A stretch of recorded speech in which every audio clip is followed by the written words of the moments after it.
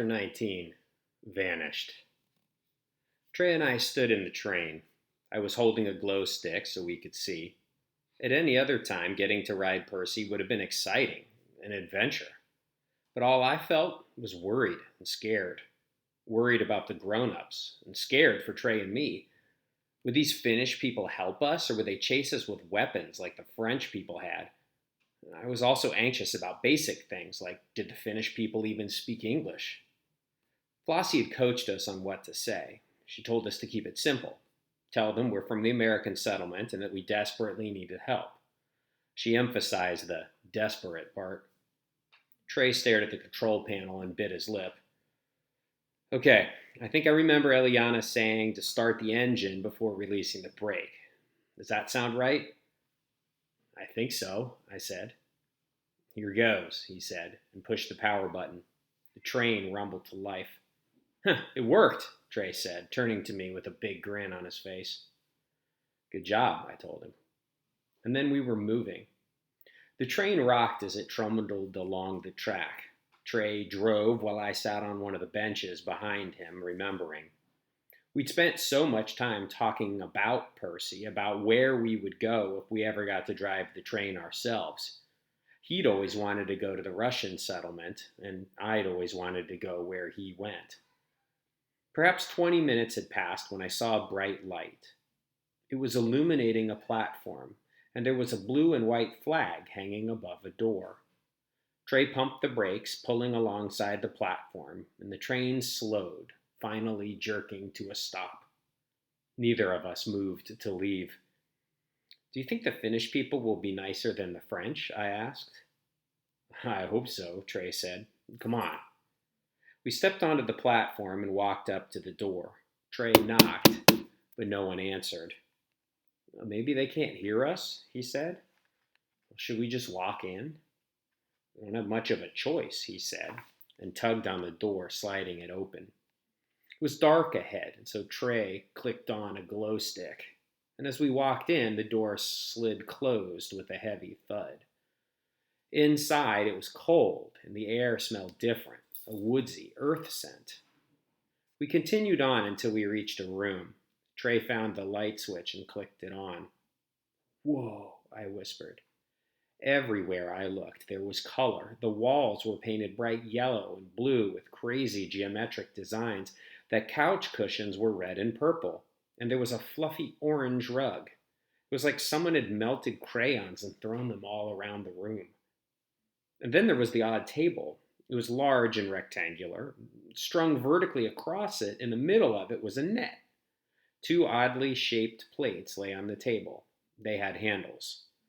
Where were the chairs? Did they eat standing up? Was this some Finnish thing? Hello, Trey called in a loud voice. We're from the American territory and we need help. Everything was still and quiet. Anyone here? He called. But no one answered. It was unsettling. Where is everyone? I whispered. Trey looked equally disturbed. I don't know. I guess we should look around. Let's stick together, I said. Good idea, he agreed quickly. We walked down the silent corridors, opening doors and peeking into rooms. But it soon became clear why no one had greeted us. There was no one here. The settlement had been abandoned. This is spooky, I said. Yeah, Trey agreed. I felt like a detective in a digireel trying to figure out what had happened. Where had they gone? The inhabitants had left clues in the form of neatly made beds and folded clothes. Everything seemed tidy and organized, as if they hadn't left in a hurry. The kitchen was bigger than ours and gleaming white, and there were notes posted to the walls in a language I couldn't read. It definitely was not French. One of them read, Pudista astiat. The storage units had some foods I didn't recognize. A strange-smelling dark brown bread and a jar of small black candies.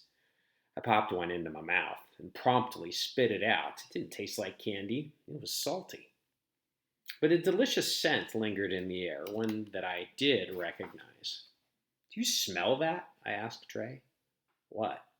Chocolate cake, I told him. Somebody baked a cake recently.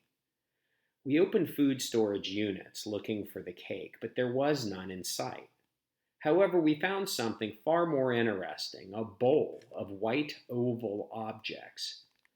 "What are those?" Trey asked. "I think they're eggs," I told him, "like from earth chickens." His eyes widened. "There's an earth chicken on Mars?" And we made another discovery. Kids lived in this settlement, or had lived here. There were toys, stuffed animals, and child-sized shoes. One kid's bedroom was cat-themed. Posters and drawings of cats were taped to the wall. Even the bedspread had a big grinning orange cat on it, talking about eating something called lasagna. This kid was obsessed with cats. I kind of wanted to meet this person. After we'd checked all the rooms underground, we climbed upstairs to their communications and observations room.